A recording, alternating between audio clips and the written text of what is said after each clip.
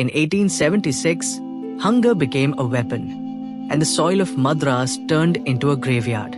What unfolded next was one of the darkest stories of suffering, silence, and survival in British India.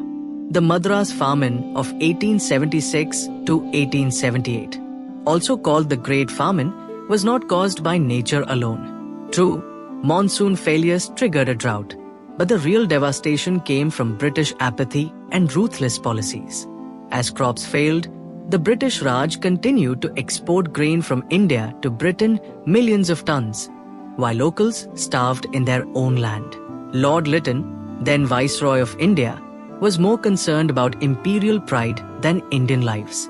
As famine took hold, he hosted a lavish banquet in Delhi in 1877 to celebrate Queen Victoria being crowned Empress of India.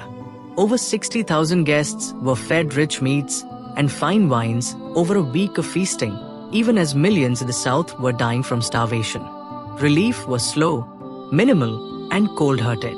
People were made to walk hundreds of miles to work camps for a handful of rice. Wages were deliberately kept below survival level, in line with Charles Trevelyan's cruel belief that famine was a natural check on population. Over 5 million died in the Madras region. The suffering went beyond death. Parents sold their children into slavery or abandoned them by roadsides, praying someone might save them. Others watched their families starve, powerless. In remote areas, whispers of cannibalism surfaced, unthinkable choices born of utter desperation. Those who could fled, triggering mass migration across southern India. And how did the British respond?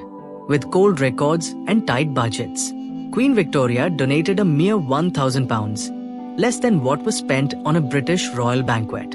No empathy, no dignity, just empire.